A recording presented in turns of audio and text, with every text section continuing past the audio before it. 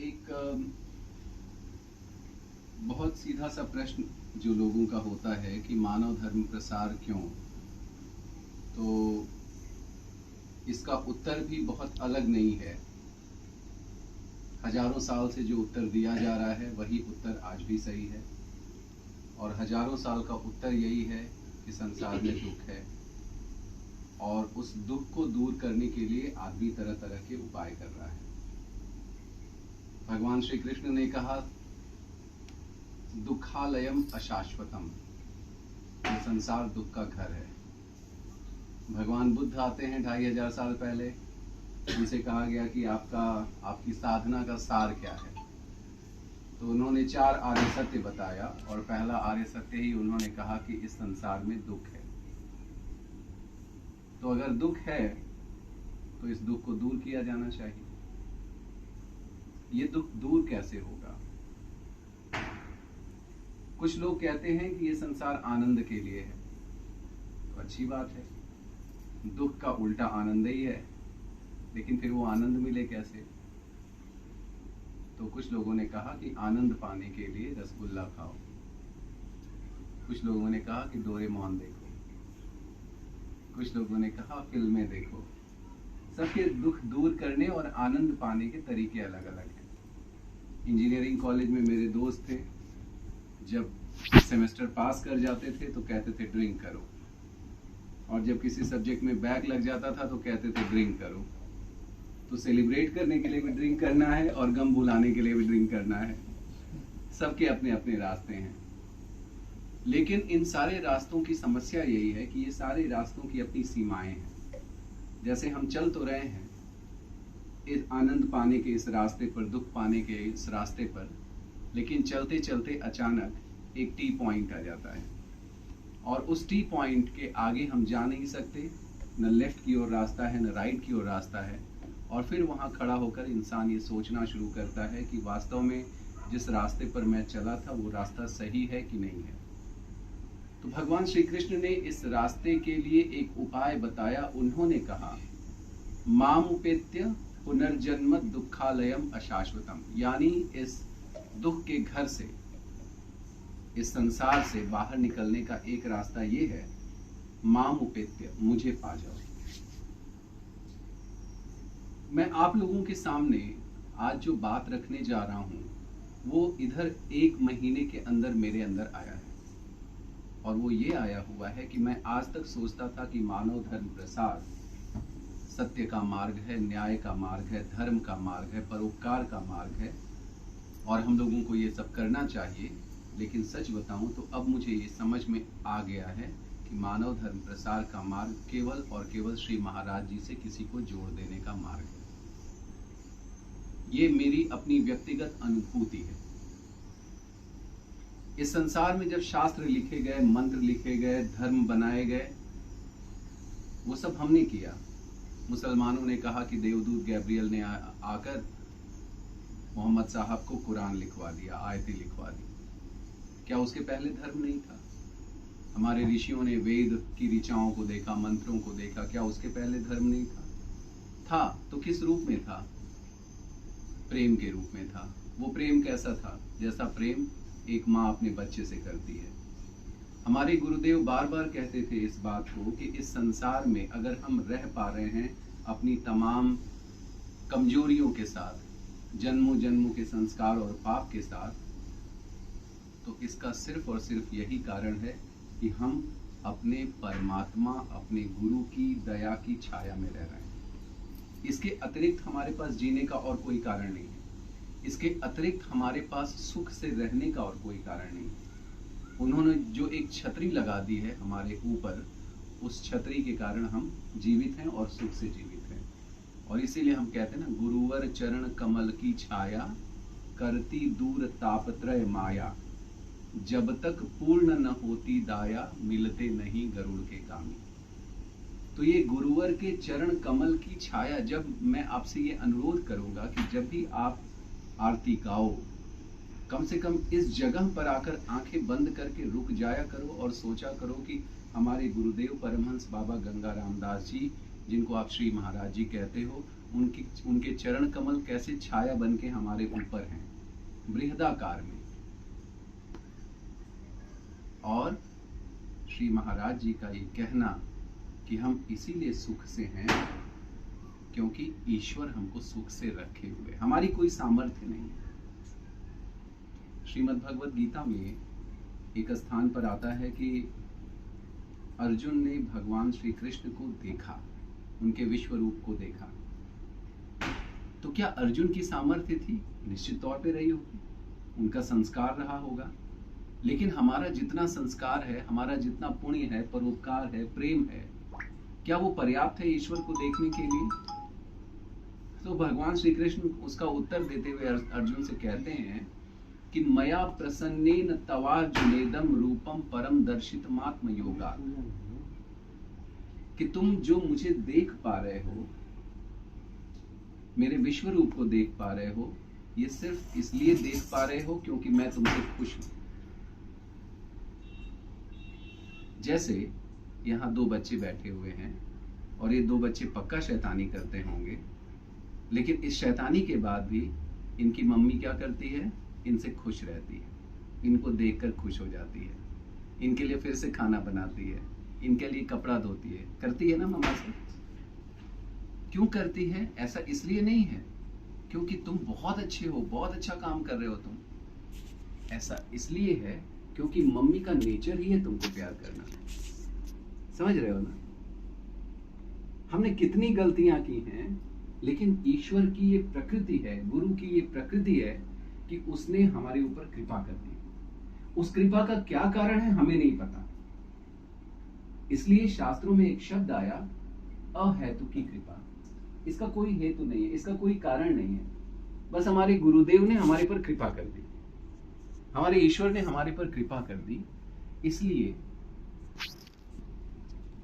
जब हम मानव धर्म प्रसार की अब बात करेंगे, और मैं आपसे इसलिए कह रहा हूं कि मुझे गुरु की उस अहेतुकी कृपा का अनुभव हो रहा है। उन्होंने बस कृपा कर दी, और मानव धर्म प्रसार का एक बहुत ही सीधा सा मतलब है, कोई भी मुझसे अब पूछ रहा है भैया ये करना है, आश्रम जाओ, भैया कोई समस्या है, गुरुदेव को याद करो। मैं आपसे अभी थोड़ी देर पहले जो बातें कर रहा था कि वेद की ऋचाएं, वेद के मंत्र, शास्त्र, ये जब लिखे गए, इससे पहले भी क्या था? इससे पहले प्रेम था, इससे पहले भाव था, इससे पहले भक्ति थी। संसार में ऐसे कितने लोग हैं जिनको शास्त्र पढ़ना नहीं आता, जो अनपढ़ हैं, क्या उनके ऊपर ईश्वर की कृपा नहीं है? और ऐसा भी हो सकता है कि उन अनपढ़ों में से कोई हमसे और आपसे भी बहुत ऊंचे ज्ञानी हो। कबीर साहब कहते ही है ना, कबीर साहब कहते हैं, मसी कागज छुयो नहीं, कलम गयो नहीं हाथ। उन्होंने स्याही नहीं छुआ, कागज नहीं छुआ, कलम नहीं छुआ, लेकिन कबीर साहब से बड़ा कोई भक्त हुआ क्या?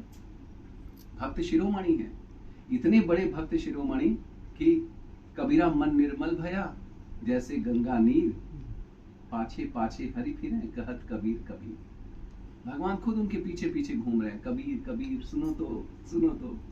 श्रीमद् भागवत पुराण कहता है कि मैं अपने निर्मल भक्तों के पीछे इसलिए भागता हूं ताकि उनके पैर से उड़ने वाली धूल मुझे पवित्र कर दे। ये ईश्वर कह रहे हैं। तो ये जो भाव है, ये जो प्रेम है, ये भक्ति है, ये न मंत्र का मुंह देखती है, ये न तो शास्त्र का मुंह देखती है, और न ही ये किसी कर्म कांड का मुंह देखती है। ये केवल और केवल प्रेम का मुंह देखती है। इसलिए बहुत सारे आपको संसार में ज्ञानी भक्त मिलेंगे, बहुत ज्ञानी होंगे, बहुत ज्ञान की बातें करेंगे, बहुत सदाचारी लोग मिलेंगे, कर्मकांडी लोग मिलेंगे, यज्ञ बहुत अच्छे अच्छे करवाने वाले लोग मिलेंगे, लेकिन ईश्वर तो उनको ही पकड़ता है जिनके पास भाव, प्रेम। बहुत ज्ञानी व्यक्ति अपने आचरण से गिर जाता है। किसी ने कहा कि मैं क्रोध नहीं करूंगा, उसने जीवन भर इस व्रत को निभाया, एकाएक एक दिन उसके साथ कुछ ऐसा हुआ कि उसको क्रोध आ गया और उसके जीवन भर का व्रत खत्म हो गया। पहले के जमाने में ऐसे ऐसे ब्रह्मचारी ऋषि होते थे जो लोग बताते हैं कि लंगोट उतारते ही नहीं थे ताकि उनके मन में काम वासना ना आए, विकार ना आए। हमारे गाजीपुर के ही थे, गाजीपुरी के महर्षि विश्वामित्र, उनकी और मेनका की कथा सब लोग जानते हैं। उनकी भी तपस्या भंग हो गई। और महर्षि विश्वामित्र के विषय में मैं पढ़ रहा था कि महर्षि विश्वामित्र ने 5 बार हजार वर्षों की तपस्याएं की। 5 बार। एक बार क्रोध आया, उसमें उन्होंने ब्रह्मर्षि वशिष्ठ के बच्चों को मार दिया। एक बार क्रोध आया, उनको श्राप दे दिया। एक बार उनको विकार चढ़ा तो मेनका के साथ हो गया। आखिरी बार में जब उनकी तपस्या सफल हुई, जब वो ब्रह्मर्षि बने, उस समय उन्होंने कहा कि अब मैं केवल और केवल अपना ध्यान ईश्वर में ही लगाऊंगा और कहीं नहीं लगाऊंगा। कोई कुछ भी करे कहे, मैं अब बोलूंगा ही नहीं, ध्यान ही नहीं दूंगा। तब जाकर उनकी तपस्या सफल हुई। इसका मतलब है कि अगर हम केवल एक आचरण को पकड़ना चाहें, हम परोपकार को पकड़ना चाहें, हमारे गुरुदेव ने कहा परोपकार करो, हम केवल परोपकार में लग जाएं, वो टिकाऊ नहीं होगा। क्योंकि कहीं ना कहीं जाकर हम रास्ते में भटक जाएंगे। हम सोचें कि हम केवल सुख देने के सूत्र को पकड़े रहें, दूसरे को सुख देंगे, कहीं ना कहीं हमारे मन में स्वार्थ घुसना शुरू हो जाएगा। कहीं ना कहीं हम दूसरे से फायदा उठाने की सोचने लगेंगे। तो सूत्रों को नहीं पकड़ना है, पकड़ना है श्री महाराज जी को। हमें खजाने को नहीं पकड़ना है, जो खजांची है उसी को पकड़ लेंगे, वो हमें सारा खजाना दे देगा। तो मुझे आज आप लोगों के बीच में जो मुख्य बात कहनी थी वो यही कहनी थी कि हम लोगों को श्री महाराज जी को पकड़ना है और प्रयास यही करना है कि जो भी हमसे मिले उसको हम गुरु तत्व से जोड़ दें। अब मैं आपके सामने 1.5 महीना पहले आश्रम में एक घटना हुई थी, उस घटना को बता रहा हूं। 1.5 महीना पहले मिर्जापुर में एक लड़की थी, मिर्जापुर शहर की लड़की। वो लड़की न बैठ पाती थी न खड़ी हो पाती थी, सोई रहती थी। बड़ी हुई, बेड पर ही उसका सारा काम होता था। एक दिन उसको सपना आया कि गाजीपुर में परमहंस बाबा गंगा रामदास का आश्रम है, उस आश्रम में चली जाओ, तुम ठीक हो जाओगी। सुबह उठती है, अपने माता पिता से कहती है कि गाजीपुर में बाबा गंगा रामदास का आश्रम है, मुझे वहां ले चलो। उसके माँ बाप कहते हैं अरे सपने में क्या क्या आता रहता है। उसकी माँ ने कहा कि एक बार पता तो कर लो, हो सकता है कोई आश्रम हो, और महापुरुषों के नाम का सपना आना भी बड़ी बात है। उन्होंने पता किया, पता चला हाँ गाजीपुर में एक गुरु का आश्रम ऐसा है, श्री गंगा आश्रम। वो लोग उनको लेकर गाजीपुर पहुंचे शाम को। जो हमारे यहाँ कथा मंडप है, उस कथा मंडप में उस लड़की को लिटा दिया गया। साधुओं ने पूछा क्यों आए हो, उन्होंने कहा कि हमें सपना आया था, हम लोग दर्शन करने आए हैं। जो लड़की जीवन भर नहीं बैठी भी नहीं थी अपने से, रात में खाना खिलाया गया उनको उसी स्थान पे, वो सोए, सुबह उठे माँ बाप तो देखें लड़की बैठी हुई है। और फिर उसके बाद आश्रम के साधुओं ने कहा कि जब सालों बाद आपके जीवन में ऐसा चमत्कार हो गया तो अब एक काम करिए कि आप लोग यहाँ 4-5 दिन रुक जाइए। और ऐसा अक्सर होता है। शिखा की तबीयत बहुत खराब थी आश्रम में, तो भोला बाबा ने कहा हमसे कई बार कि तुम आश्रम में शिखा को लेकर 10 दिन रुको। और हम लोग 10-10 दिन करके कई बार आश्रम में रुके, यज्ञ में रुके, उसके बाद रुके, पहले रुके, और सुधार होता गया। उस लड़की ने 5 दिन बाद श्री महाराज जी के समाधि स्थल की परिक्रमा की और पैदल चल के वहां से गई मिर्जापुर। आप लोगों के बीच में ये बात बताने का मतलब है आप लोग विश्वासी हो, गुरु महाराज जी को मानते हो, आप उनकी शक्ति को जानते हो, इसलिए मैं ये बात कह दिया, नहीं तो मैं ऐसे कहता भी नहीं। और ये इकलौती घटना नहीं है। शहर में मैंने अपने घर पे जब शाखा लगानी शुरू की मानव धर्म की, तो मेरे मन में यही आया था कि मैं गाजीपुर में, फरीदाबाद में, बनारस में घूमता रहता हूँ मानव धर्म के विषय में बोलने के लिए, लोगों को जगाने के लिए, और मैं अपने शहर में ही नहीं लगा रहा हूँ शाखा। तो मैंने कहा अब हमारे शहर में शाखा लगेगी। अच्छा, शाखा लगाने में डर क्या लगता है? अंदर हमारा अहंकार है ना, लगता है पता नहीं लोग आएंगे कि नहीं। हाँ, तो हमने शाखा लगा दी, शुरू कर दी। और ये भी कब शुरू हुआ? जब शिखा की तबीयत खराब हुई। शिखा ने कहा कि मैं बाबा से मनौती मांग रही हूँ कि जब मेरी तबीयत ठीक हो जाएगी तो मैं मानव धर्म का काम करूँगी। तो मैंने कहा कि तबीयत ठीक होने का इंतजार क्यों करना, क्यों ये बिजनेस करना बाबा से, पहले ही हम शुरू कर दें मानव धर्म का काम। हमने शाखा लगाई। अच्छा, मैंने ये देखा कि हमारा काम है केवल एक कदम आगे बढ़ना, फिर तो सारा काम महाराज जी करते हैं। अब ऐसी स्थिति हो गई है नगर शाखा में महाराज जी की दया से कि वो कमरा भर जाता है, बैठने की जगह नहीं है। लोग अब कॉलोनी के कहने लगे कि अब आप पीछे स्कूल के कैंपस में ले जाइए, ताकि और लोग आ सकें। लोग आ रहे हैं। उसमें एमएच इंटर कॉलेज के एक संतोष भैया आते हैं, और संतोष भैया की कहानी में बड़े चाव से सबको उनकी अनुमति लेकर सुनाता हूँ। संतोष भैया आज से 7-8 साल पहले मुझे मिले, और वहीं गाजीपुर के लाल दरवाजा में उनकी एक दुकान थी, किराए के मकान में किराने की दुकान थी, जो 40 सालों से चल रही थी। उनके पिताजी चलाते थे, फिर वो चलाए। संतोष भैया ने एक दिन मुझसे कहा कि मैं बड़ा परेशान हूँ, क्योंकि मकान मालिक ने मेरे पर मुकदमा कर दिया है, मैंने उसके ऊपर मुकदमा कर दिया। मैंने कहा कारण क्या है? फिर वो निकालना चाह रहा, मैं निकलना नहीं चाहता हूँ। मैंने कहा क्यों? वो कह रहे हैं कि क्योंकि मेरे ग्राहक टूट जाएंगे, 40 साल से जो ग्राहक यहाँ पर हैं। मैंने कहा कि भाई किराए का ही है, आपका तो है नहीं। उन्होंने कहा हाँ बात तो सही है। मैंने कहा कि हमारे जो गुरुदेव हैं वो कहते हैं सत्य के मार्ग पे चलो, सब ठीक हो जाएगा, और झूठ के मार्ग पर चलोगे तो कभी आगे नहीं बढ़ पाओगे। तो उन्होंने कहा कि क्या करूं? मैंने कहा कि ऐसे ही परेशान हुआ, मुकदमा चल रहा है, वो भी मुकदमा कर रहा है, रोज गालियां भी दे रहा है, झगड़े हो रहे हैं, क्या फायदा है ऐसी दुकानदारी का। उन्होंने एक दिन निर्णय लिया, महाराज जी का नाम लेके, और छोड़ दी किराए की दुकान। एमएच इंटर कॉलेज के पास उनका अपना घर है, उसी घर में उन्होंने अपने किराने की दुकान शुरू की, और 1 साल के अंदर ऐसी स्थिति आ गई है कि उनका पूरा घर उसमें लगा रहता है, फिर भी उनको समय नहीं मिल रहा है सोने का।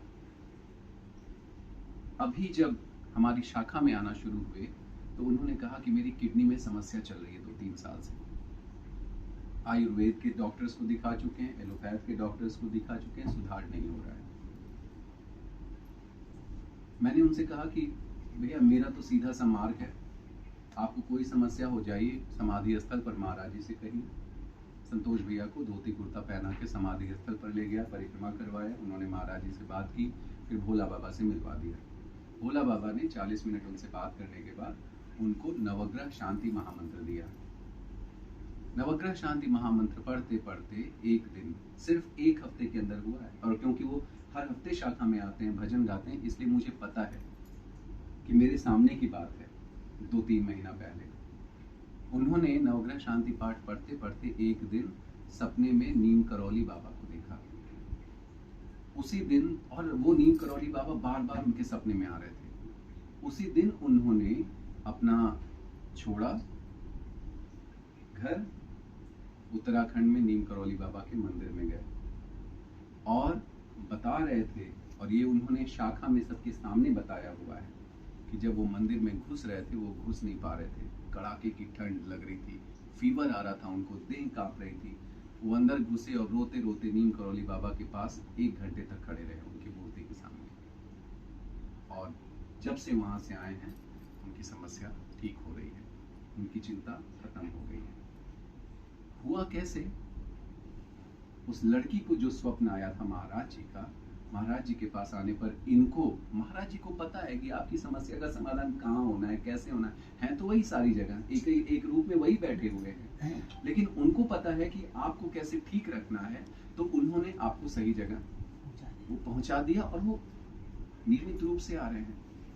मैंने सिर्फ यही करना शुरू किया है, कुछ नहीं करना है। श्री महाराज जी के चरणों में, अपने गुरु के चरणों में श्रद्धा हो जाए, और कछु नहीं चाहिए निश दिन तुम्हारी सेवा। अगर हम अपने गुरु की सेवा कर रहे हैं और हमको इसके अलावा कुछ नहीं चाहिए, यकीन मानिए जीवन में दुख खत्म करने का और सुख पाने का इससे कोई मार्ग नहीं।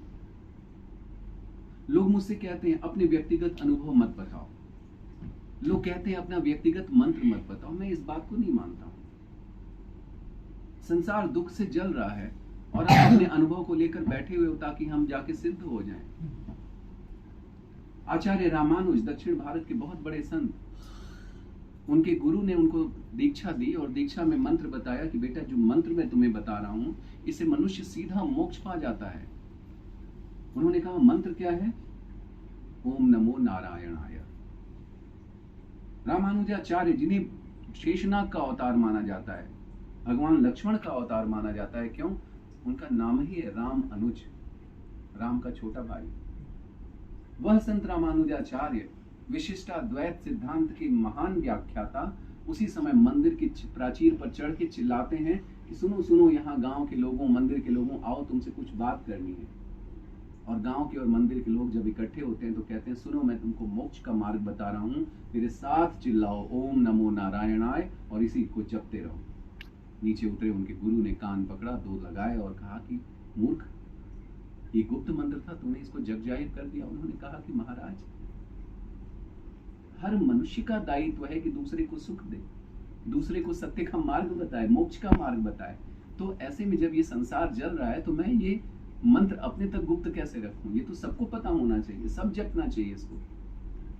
वह संत रामानुजाचार्य और उनकी इस बात को जब मैं सोचता हूं तो मुझे लगता है कि सबको बताने की जरूरत है कि मानव धर्म प्रसार का जो सबसे गुप्त मार्ग है वो है श्री महाराज जी।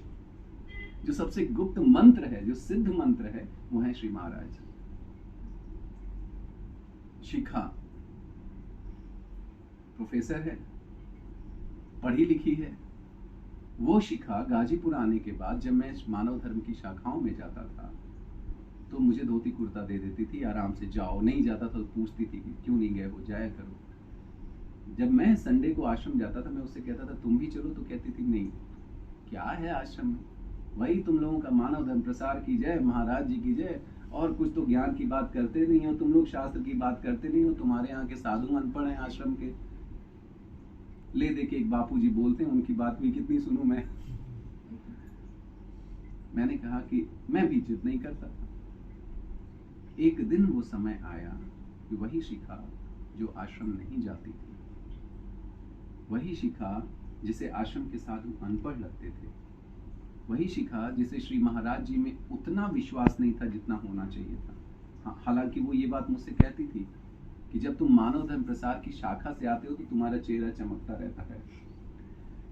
जब वह बीमार पड़ी और इतने भयावह तरीके से बीमार पड़ी कि अगर मैं उसके साथ नहीं हूं तो वो रह नहीं सकती थी, डरती रहती थी हमेशा। और ये 2 साल पहले की बात है, डरती रहती थी।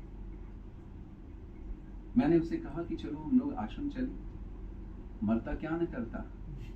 आश्रम गई, बाबा ने उसको बजरंग बाण दिया, आचार्य जी ने उसको हनुमान बाहुक दिया, ये पढ़ते रहो पढ़ते रहो। वो निकलना चाहती थी बाहर, वो पढ़ती रही, बार बार उस मार्ग पे चलती रही जो भोला बाबा ने बताया। और अभी जब हम लोग आश्रम गए थे तो भोला बाबा से कह रही थी कि बाबा मैं बाहर निकल आई और सच बता रही हूँ कि इन 1.5-2 सालों में जब भी मुझे डर लगता था तो मुझे दिखता था कि हनुमान जी मेरे साथ चल रहे हैं। जब भी मैं परेशान रहती थी तो मुझे लगता था कि बड़े महाराज जी और महाराज जी मुझे घेरे हुए। ये उसका व्यक्तिगत अनुभव है। और आज वो शिखा जब कॉलोनी में चलती है और किसी कॉलोनी के भैया भाभी से मिलती है तो कहती है, आप शाखा में क्यों नहीं आ रहे, आप शाखा में आया करिए, मानव धर्म प्रसार की शाखा में आप नहीं आते। अब हम किसी के यहाँ बैठते हैं तो हमारी चर्चा का 50% से अधिक अंश होता है श्री महाराज जी, मानव धर्म प्रसार। जुड़ना किससे है, बातें किसकी करनी है, ये हम लोग अगर समझ जाएं, हमारा जीवन बस वहीं से बदलना शुरू हो जाएगा। हमारे जीवन से दुख वहीं से खत्म होना शुरू हो जाएगा। ये जो क्रियाएं हैं ना, हम सत्य बोलेंगे, हम अहिंसा का पालन करेंगे, हम ये करें, अरे कुछ मत करो तुम, और तुम्हारी सामर्थ्य क्या है कि तुम कुछ कर सकते हो। इस्कॉन में जब मैं प्रवचन सुन रहा था तो एक साधु ने बोला कि हम चैतन्य महाप्रभु के साथ नित्यानंद महाप्रभु की पूजा करते हैं, हम भगवान श्री कृष्ण के साथ बलराम जी की पूजा करते हैं। क्यों करते हैं? क्योंकि बलराम जी हमको शक्ति दें कि हम जप कर पाए। जप करना हमारे हाथ में नहीं है। 16 माला जप कौन कर पाता है रोज?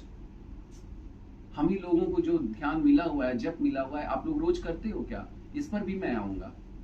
लेकिन अभी शुरुआत यहां से करनी है कि अगर हमसे वो जो जप होना चाहिए, जो ध्यान होना चाहिए, वो नहीं हो रहा है तो इसका मतलब है कि हमने महाराज जी को अभी नहीं पकड़ा। क्योंकि शक्ति तो वहां से आनी है, शक्ति वहां से आनी है। तो जब मन में वो भाव पहले तो नहीं रहेगा, अगर हम अपने गुरु से नहीं जुड़े हुए, अपने गुरु की शक्ति में हमको विश्वास नहीं है, तो फिर बाकी सब चीजें बेकार है। हम करके भी कुछ नहीं कर पाएंगे, जान कर भी कुछ नहीं जान पाएंगे। इसलिए एक एक छोटा सा श्लोक आपके सामने मैं दाग रहा हूँ। शिखा मुझसे बार बार कहती है इसको तो पता नहीं कहाँ से इतना श्लोक याद हो गया है, कुछ कहूंगी तो एक दाग देगा। मैं एक दागने जा रहा हूँ मिसाइल। भगवान श्री कृष्ण कहते हैं न वेद यज्ञाध्ययनैर्च दानैर् न च क्रियाभिर्न तपोभिरुग्रैः एवं रूपः शक्य अहं नृलोके द्रष्टुं त्वदन्येन कुरु प्रवीर। नाहं वेदैर्न तपसा न दानेन न चेज्जया शक्य एवं विधो द्रष्टुं दृष्टवानसि माम यथा। भगवान कहते हैं कि देखो तुम मुझे पाना चाहते हो, मुझसे प्यार करना चाहते हो, तो कहते हैं वेद से नहीं, न वेद, यज्ञ से नहीं, अध्ययन से नहीं, दान से नहीं, तप से नहीं, घोर क्रियाओं से नहीं। अच्छा, सारा संसार तो इसी को आज तक धर्म समझता था ना, तो यही धर्म है, वेद पढ़ लो। भगवान कहे कुछ नहीं, इनसे तो मैं मिल ही नहीं सकता हूं, इनसे तो तुम मुझे देख ही नहीं सकते हो। और यही हुआ, वेद पढ़ा लोगों ने, वेद पढ़ के दुनिया को बेवकूफ बनाना शुरू किया, यज्ञ करना शुरू किया, यज्ञ के नाम पे पैसा बटोर कर अपना आधा पैसा इधर और बाकी पैसा लगा दिया यज्ञ में सड़ी गली सामग्री डाल के। दान किया तो 2 केले दान दे रहे हैं, बाकी फोटो खिंचवा के फेसबुक पे डाल रहे हैं, जबकि दान की विधि क्या है, गुप्त, पता भी ना चले। दाहिने हाथ से दे रहे हो, बाएं को पता ना चले कि दान दे रहे हैं। घोर क्रियाएं कर रहे हैं, हाथ ऊपर करके एक टांग पर तपस्या कर रहे हैं हजारों साल तक। भगवान श्री कृष्ण खुद कह रहे हैं कि आसुरी तपस्या है, अपने को कष्ट देके कौन सा भाई तप होता है। तो ये भगवान कहते हैं इससे कुछ नहीं होने वाला है। तो कहते हैं कैसे होगा, तो कहते हैं भक्त्या त्वनन्यया शक्य अहम एवं विधो अर्जुन। अनन्य भक्ति से मैं मिलता हूं। अनन्य भक्ति क्या होती है, जैसे जब एक लड़का और लड़की प्यार में होते हैं तो वो एक दूसरे के सिवा और कुछ नहीं सोचते हैं। ये मेरा उदाहरण नहीं है, आप लोग ये मत सोचना कि ये अपना शुरू किया, ये श्री रामकृष्ण परमहंस का उदाहरण है।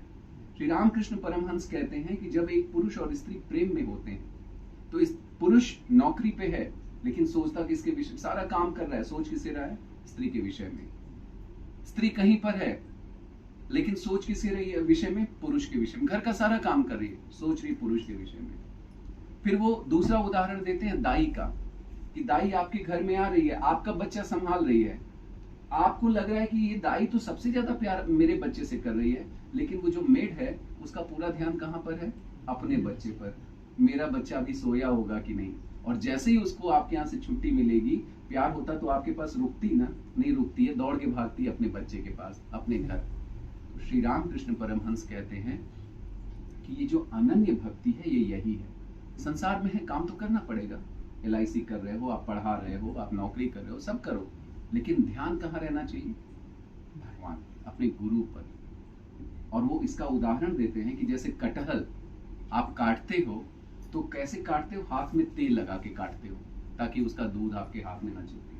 तो कहते हैं इसी तरह से संसार का काम करो, लेकिन हाथ में अपने गुरु की भक्ति लगाकर, भक्ति का तेल लगाकर, मन हमेशा उनमें लगा रहे। तो आज जो आपके सामने मेरी पहली बात थी, तरह तरह के उदाहरणों से, दृष्टांतों से, सूत्रों से, सिर्फ ये कि किसी और चीज पे भरोसा नहीं करो, अपने गुरु पे। पहली बात, वो नहीं रहेंगे आप कुछ नहीं कर पाओगे, कुछ भी नहीं कर पाओगे। आपने दुनिया का जो बड़ा से बड़ा पुण्य सोचा होगा नहीं हो सकता आपसे। एक दिन करोगे, अगले दिन नहीं होगे, करो, है ना। तो पहले तो वहां पर हो जाए भरोसा। अच्छा, जब प्यार हो जाता है तो बाकी चीजें अपने आप होती है। आपको अपने बच्चे से प्यार है तो उसके लिए टी-शर्ट खरीदते समय आप सोचोगे नहीं, लेकिन बाहर अगर कोई कह दे भैया हमको एक टी-शर्ट 10 रुपए दे दो, तो टी-शर्ट का हो सकता है कि 1/1000वां हिस्सा भी ना हो दाम का, लेकिन आप कहोगे कहाँ चाहिए, ऐसे बढ़िया जाके कुछ काम करो, क्यों मांग रहे हो, है ना। तो प्रेम जो मूल बात है वो अपने गुरु से, तब जाकर जब ये प्रेम उपज जाएगा मन में, ये भाव उपज जाएगा और अपने गुरु को हम बार बार सोचते रहेंगे, तब जाकर हमारी बाकी चीजें शुरू होंगी जो हमारे गुरु ने कहा, फिर हम उनकी बात मानना शुरू करेंगे। तो अब हम आते हैं अपने गुरु की बात पर। तो हमारे गुरु का 2 मार्ग है, एक मार्ग है आश्रम का मार्ग और एक मार्ग है समाज का मार्ग। समाज का जो मार्ग है, उसके जो सूत्र है वो आप जान ही रहे हो और उस पर भरसक चलने की कोशिश कर रहे हो, जो उनकी कृपा से ही संभव है। जो एक मार्ग है आश्रम का मार्ग, वो है साधना का मार्ग। बहुत बार हमारे मन में ये आता है कि हम लोग उनकी शाखा लगा रहे हैं तो हमारा काम हो गया। बात सही है, काम तो उनका है ही, और वो कहते भी थे कि मानव धर्म प्रसार मेरी आत्मा है। लेकिन आपको ये भी पता होना चाहिए कि हमारे गुरुदेव कभी कभी लोगों के सामने बैठकर ध्यान में चले जाते थे। कभी कभी बड़े महाराज जी के स्मारक पर बैठकर श्री रामचरितमानस पढ़ने लगते थे। तो लोगों ने कहा कि आपको क्या जरूरत है, आप तो भगवान है ना, आपको क्या जरूरत। तो मुस्कुरा के कहते थे, हौकुल जौन देखत हमन, वो सब जो देख रहे हैं उनको ये समझ में आना चाहिए कि ध्यान भी जरूरी है, जप भी जरूरी है, साधना भी जरूरी है। भगवान गौतम बुद्ध जब ध्यान करते थे तो उनके शिष्य ने पूछा उनसे, आनंद ने, आप क्यों ध्यान करते हो? तो उन्होंने कहा कि मैं नहीं करूंगा तो वो सब सोचेंगे कि ध्यान की जरूरत ही नहीं है। तो हमारे गुरुदेव ने जप और ध्यान को हमारे जो डेली लाइफ रूटीन है, डेली रूटीन, उसमें शामिल करने का एक उन्होंने काम किया। ठीक है, मन साफ रहे, सब ठीक रहे, लेकिन ये भी जरूरी है। तो यहाँ पर जितने भी लोग बैठे हुए हैं, मैं जानता हूं कि आप लोग मुझसे बहुत ही ऊंचे और एग्जाल्टेड पोजीशन में हैं, लेकिन फिर भी क्योंकि आप लोगों ने मुझे यहाँ पर जो स्थान दिया है, तो उस स्थान की लाज रखते हुए अपने गुरुदेव के मार्ग की तरफ आप लोगों को ले जाना चाहूँगा और यही कहूँगा कि गुरुदेव में जब विश्वास होगा तो उनके द्वारा दिए गए नाम जप में और ध्यान में भी विश्वास होगा। कुछ ना हो तो कम से कम जो जप है रोज रोज, वो तो होना ही चाहिए।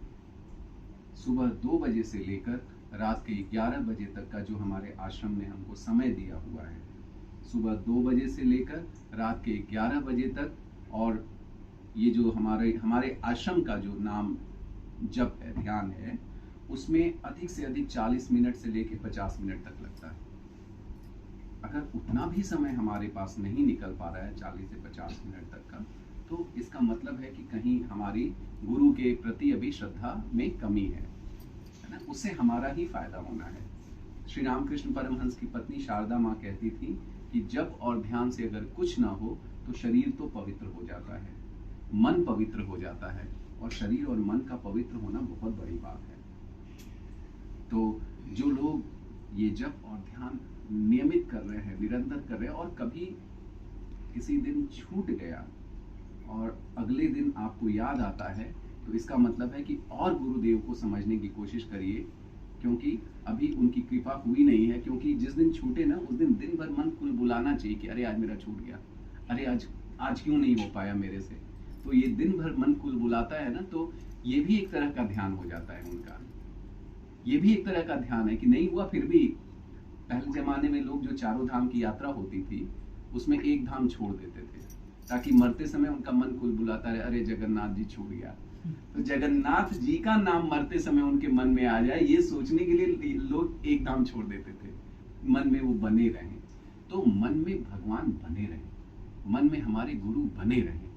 और आप देखोगे, जैसे आप टेस्ट करके देखना, किसी दिन आप बहुत थके हुए, बहुत परेशान हो, आपको लग रहा है कि आपकी तबीयत अंदर से बहुत खराब है, तो दो तरीका आपके सामने है। एक तरीका है कि आप मानव धर्म की शाखा में चले जाइए, बैठ जाइए, तो आप देखेंगे कि 1-2 घंटे बाद आपके मन में तरावट आ जाती है, खुश हो जाते हो, आप लगता है जैसे सब तो ठीक है, क्या दिक्कत है। दूसरा, हमारे यहाँ नगर शाखा में बहुत से जो नए लोग हैं, जो नहीं जानते हैं श्री महाराज जी को, आश्रम को, वो आते हैं और वो कहते हैं कि शाखा में आने के बाद लगता है जैसे कुछ हो गया है, हो क्या हुआ है ये वही जानते हैं, और वो इसलिए आते हैं। और दूसरा तरीका है कि अगर शाखा नहीं है तो श्री महाराज जी का नाम लेके फोटो, मंदिर, सफाई, शुद्धि अशुद्धि, किसी चीज का ध्यान देने की जरूरत नहीं है। ये सब दुनिया में जितनी चीजें शुद्धि अशुद्धि बनाई गई हैं, अगर आप ध्यान रख सकते हैं तो रखिए, नहीं तो ये सब आपको भगवान से दूर करने के लिए बनाई गई है। माँ की गोद में जब बच्चा कूदता है तो माँ देखती है क्या कि वो केचप लपेटा हुआ है कि कीचड़ लपेटा हुआ है। कूद गया तो कूद गया, माँ उसको ऐसे ही पकड़ लेगी। बाद में भले थोड़ा देर बाद कहेगी मेरा गंदा कर दिया। तो इन ईश्वर का नाम लेने के लिए, गुरु का नाम लेने के लिए किसी चीज की जरूरत नहीं है। बस एक जगह माला रखिए अपने बैग में, बैठ जाइए कहीं भी और जपना शुरू कर दीजिए। आप देखेंगे कि 2-4 माला के बाद थोड़ी नींद आएगी, थोड़ी अकड़न होगी, थोड़ी डकार आएगी। अगर पेट में गैस भरी हुई है तो डकार भी आती है, डकार आएगी। और धीरे धीरे यहाँ पर आपको लगेगा ना जैसे कुछ तो रीएडजस्टमेंट हो रहा है, रीअलाइनमेंट हो रहा है, दिमाग में नसें इधर उधर चल रही है। और जैसे ही 16 माला आती है, हो गया, कुछ तो था जो खत्म हो गया। करके देखिए। हनुमान चालीसा में एक जगह आता है, राम रसायन तुम्हारे पासा। पढ़ते हो हनुमान चालीसा? पढ़ा करो। महाराज जी को हनुमान जी बहुत प्रिय थे, और किसी को भी दीक्षा देनी होती थी तो सबसे पहले बजरंग बाण का पाठ करवाते थे। पहले बजरंग बाण पढ़ो जम के। तो उसमें है राम रसायन तुम्हारे पासा। सबसे बड़ा रसायन क्या है? राम जी का नाम है, भगवान का नाम है। तो जब हमको ये सूत्र पता है तो हम बार बार दवाई खाने क्यों दौड़ते हैं? क्योंकि थके हुए। अच्छा, रोग हो क्यों रहा है? आदमी स्ट्रेस में है। भैया आपको क्या बताना, आप तो इसी फील्ड में हो। यहाँ जितने लोग बैठे हुए इनको किसी को बताने की जरूरत नहीं, आप लोग मुझसे ज्यादा जानते हो मेडिकल का। सब स्ट्रेस में है, सबके पास एक एम्बिशन है, सबके पास एक डिजायर है। और उस चक्कर में हो क्या रहा है कि जो हमें, हमारे शरीर को, हमारे मन को, हमारे मस्तिष्क को आराम मिलना चाहिए था, वो आराम मिल नहीं रहा है ना? तो जब आराम नहीं मिलेगा तो थकान, अंदर का स्ट्रेस, तनाव हमें करेगा क्या? रोग बन के अपने को मैनिफेस्ट करेगा। तो हम दवाइयां खाना शुरू करते हैं। दवाइयां करती क्या है आज की? कि वो जैसे आयुर्वेद है, आयुर्वेद कहता है कि हम होलिस्टिक पैथी हैं। क्यों?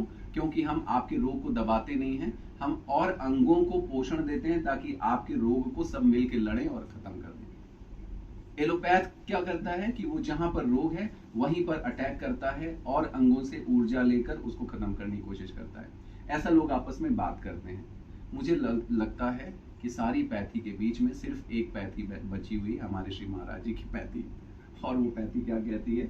चुपचाप मानव धर्म का काम करो, महाराज जी का नाम लो। जहां तुमको लगे थकान हो रही है, एक जगह बैठ जाओ। जहां लगे कि रोग हो रहा है, बैठ जाओ, उनका नाम लो, ध्यान करो और सो जाओ। आपकी जब आप बैठते हो ध्यान में ना, बहुत बार तो हमको ये महसूस नहीं होता है कि हम सांस कहां से लेते हैं। कभी देखा है सांस कहां से आती जाती है? कहां से? यहां से आती जाती नहीं देखा है? देखा है ना? हाँ, तो बस वही पूछ रहा हूं। बहुत बार मैं ऐसे लोगों से पूछता हूँ, भाई सांस को कभी महसूस किया है तुमने? नहीं जी, कहां से आती है? अरे यहाँ से आती है, बात खत्म। हमारे साथ ऐसी बहुत सारी चीजें हो रही हैं जिनको हम जानते ही नहीं है कि हमारे साथ हो रहा है। हमें नींद आ रही है, हमें थकान हो रही है, हमें पता ही नहीं है। जैसे बहुत बार हम देखते हैं लोग आपस में बात कर रहे हैं, बात करते करते जमाई लेंगे फिर बात करेंगे। क्यों जमाई ले रहे हो? मतलब अंदर थकान है। बहुत बार लोग सत्संग में बैठते हैं और जमाई लेना शुरू करते हैं, यानी आती है। तो मुझसे कोई कहता है कि अरे सो रहा है, कि सोने दो, ये उसके ऊपर गुरु महाराज जी की कृपा हो रही है कि बेचारा सोया नहीं था, उसको सत्संग में पता चल रहा है कि मेरी नींद पूरी नहीं हुई, मुझे नींद आ रही है। कई बार मैं देखता हूँ अच्छे लोग जिनको नींद नहीं आती है, समस्या है राजवली भैया, वो लोग सत्संग में आगे सो जाते हैं। कोई लोग तो इतना उनको अच्छा लगता है कि वो पूरा सो जाते। क्यों? उनका अंदर से मन पवित्र हो रहा है, तरावट आ रही है, उनको नींद आ रही है। सो मैं तो कहता हूँ कि सत्संग में बिस्तर और तकिया भी होना चाहिए, ताकि जिसको थकान लगे, नींद आए, वो सो जाए आके और उसको कोई डिस्टर्ब ना करे। और एक और चीज है कि सत्संग चलता रहता है और उनको नींद आती रहती है। इसका मतलब है कि किसी सत्संग, ऐसे तो कोई सोया है और आप बोलो तो क्या कहेगा? ए क्यों बोल रहे हो, टीवी क्यों चला रहे हो, नींद आ। और ऐसे ही आदमी बोल रहा है माइक लगा के और वो लोग सोए पड़े हैं सामने। क्यों? कौन सी शक्ति है? बहुत सोचने की जरूरत है हम लोगों को इस तरफ। हम लोगों को जब ध्यान में बैठते हैं, नाम जप करते हैं, उसी समय अंदर 1000 बवाल निकलते हैं ऊपर, 1000 बवाल, ये भी करना है, वो भी करना है। अच्छा, भगवान श्री कृष्ण ने एक सबसे अच्छा मार्ग बताया है, शरणागति का मार्ग। अर्जुन को उन्होंने सारा उपदेश जब श्रीमद् भगवद गीता में दे दिया, तो उन्होंने कहा सर्व धर्मान परित्यज्य मामेकम शरणम व्रज अहम त्वाम सर्व पापेभ्यो मोक्षयिष्यामि मा शुचः। सब छोड़ के मेरी शरण में आ जाओ, मैं तुमको मुक्त कर दूंगा सारे दुखों से और सारे पापों से, और शोक मत करो, ये निश्चित है। हम लोग शरणागति कब ट्राई करते हैं? हमारे पास टाइम भी है क्या शरणागति ट्राई करने का? लेकिन शरणागति ट्राई करने के लिए अगर आपको मौका मिल जाए, ये सबसे बढ़िया मौका है मानव धर्म प्रसार में। आप जब आप इस शाखा में बैठे हुए हो, 1000 काम इस समय आ रहा होगा दिमाग में, यार 1000 चीजें आ रही होंगी दिमाग में, लेकिन ये जो 2 घंटा, अच्छा जो होगा देखा जाएगा, अब महाराज जी देखेंगे, अभी तो हम यहाँ बैठे हुए। ये शरणागति ट्राई करने का सबसे बढ़िया प्लेटफॉर्म है। रोज जब आप जब में बैठ रहे हो तो 1000 समस्याएं जो निकल रही हैं।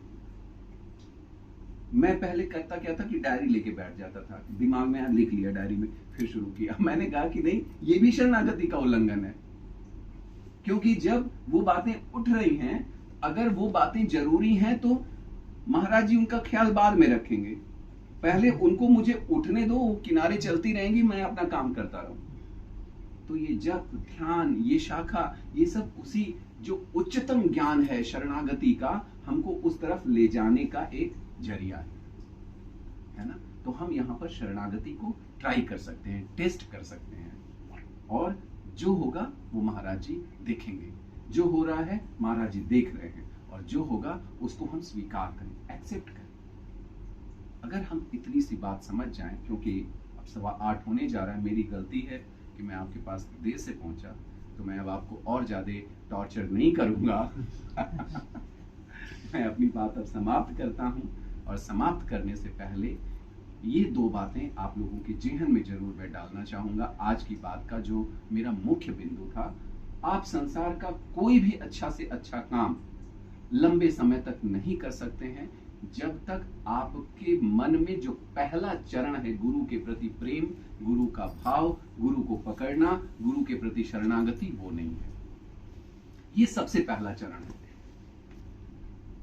और ये कब तक करना है? महर्षि पतंजलि अपने योग सूत्र में कहते हैं, स तु दीर्घ काल नैरंतर्य सत्कारात् सेविता दृढ़ भूमि। जब तक ये दृढ़ न हो जाए, तो ये दृढ़ कब होगा? तो कहते हैं दीर्घ काल, लंबे समय तक ये करना पड़ेगा। ये शाखा में आना, ये जप करना, लंबे समय तक। नैरंतर्य, निरंतर करना पड़ेगा। ऐसा नहीं कि एक दिन में जोड़ लगावे सूते 12 मासा, नहीं, रोज रोज करना होगा। एक ही माला करो लेकिन रोज करो, एक ही तुलसी का दल नारायण को चढ़ाओ लेकिन रोज चढ़ाओ।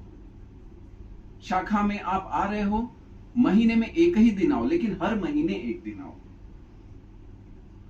तो दीर्घ काल तक नैरंतर्य के साथ सत्कारात् सेविता, यानी श्रद्धा के साथ करो। ये नहीं कि अब आज शाखा लगी है, अरे बड़ा दूर है, बहुत मुश्किल है, आज भी लग गई, आज तो दशहरा था, आज तो नवरात्र था, आज तो घर पे रिश्तेदार आए हैं, आज तो ये होने वाला है। नहीं, लगनी है तो लगनी, जाना है तो जाना है। सत्कार, श्रद्धा, वो श्रद्धा होनी चाहिए। हमारे नगर शाखा दिन भर स्कूल का काम रहेगा। एक दिन मेरी किताब का विमोचन था, शाम के 5 बजे खाली हुए। लोगों ने सोचा कि आज तो बिल्कुल नहीं होगा, तुरंत मैसेज गया कि नहीं 6 बजे से शाखा लगेगी। लगी शाखा, और 9 बजे तक एकदम, उस दिन जो गहरी नींद आती है, जो गहरी नींद आई, करना है तो करना है, श्रद्धा के साथ करना है, तब जाकर ये दृढ़ होगा मन में। और दूसरा, मानव धर्म प्रसार का काम तो हम करते ही हैं, लेकिन जिस एक अभ्यास को हम भूल जाते हैं, हमारा जप, हमारा ध्यान, उसको भी रोज रोज करते रहना है, ताकि हम आध्यात्मिक रूप से उन्नत होते रहें। हमारे अंदर कुछ होगा तभी हम कुछ दे पाएंगे। हमारा जो भाव होगा वही भाव हम बांट पाएंगे। उधार लिया हुआ भाव कभी नहीं बांटा जा सकता। श्री महाराज जी की जय, मानव धर्म प्रसार की जय।